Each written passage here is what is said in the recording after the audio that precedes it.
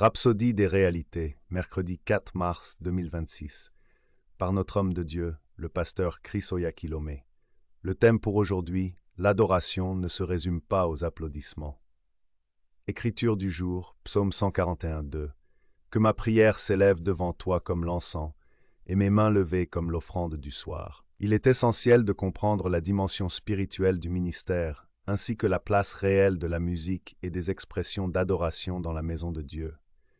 Par exemple, les applaudissements auxquels beaucoup sont habitués dans les assemblées ne constituent ni en eux-mêmes la louange ni l'adoration. Ils ne sont pas mauvais, mais ils doivent être compris et situés correctement. Applaudir est une forme d'approbation ou d'enthousiasme. C'est une réaction humaine naturelle face à un événement marquant.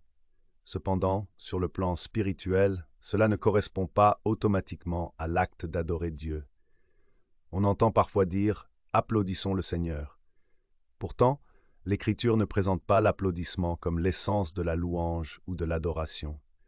La véritable adoration s'exprime par des paroles inspirées, des cantiques spirituels, des actions de grâce sincères et l'élévation des mains dans un profond respect envers Dieu. Notre verset d'ouverture nous rappelle que lever les mains est reconnu comme un acte d'adoration devant le ciel.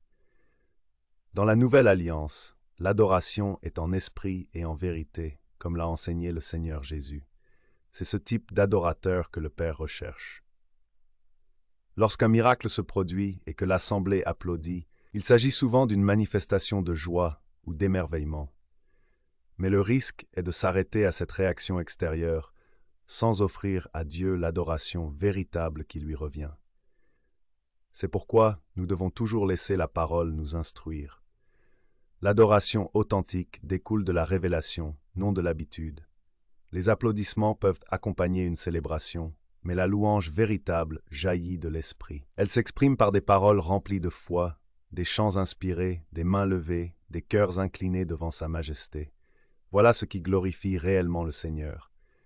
Comme le dit le psaume, « Frappez des mains, vous tous, peuple, poussez vers Dieu des cris de triomphe. » Il y a un temps pour célébrer, mais l'adoration demeure une offrande spirituelle. Prions ensemble. Cher Père, je te remercie pour la révélation de la véritable adoration. Nous sommes ceux qui te servent par l'Esprit, qui se réjouissent en Christ Jésus et qui ne placent aucune confiance dans la chair. Je t'adore aujourd'hui du plus profond de mon être, car tu es le seul Dieu véritable, juste, saint, plein de grâce et de bonté. Que ta gloire soit manifestée dans ma vie, au nom de Jésus. Amen. Maintenant, j'invite toute personne qui nous écoute et qui n'a pas encore accepté le Seigneur Jésus comme son sauveur personnel à répéter après moi cette prière de salut. Ô Seigneur Dieu, je crois de tout mon cœur en Jésus-Christ, le Fils du Dieu vivant. Je crois qu'il est mort pour moi et que Dieu l'a ressuscité d'entre les morts. Je crois qu'il est vivant aujourd'hui. Je confesse de ma bouche que Jésus-Christ est le Seigneur de ma vie dès ce jour. Par lui et en son nom, j'ai la vie éternelle. Je suis né de nouveau. Merci Seigneur d'avoir sauvé mon âme. Je suis maintenant un enfant de Dieu.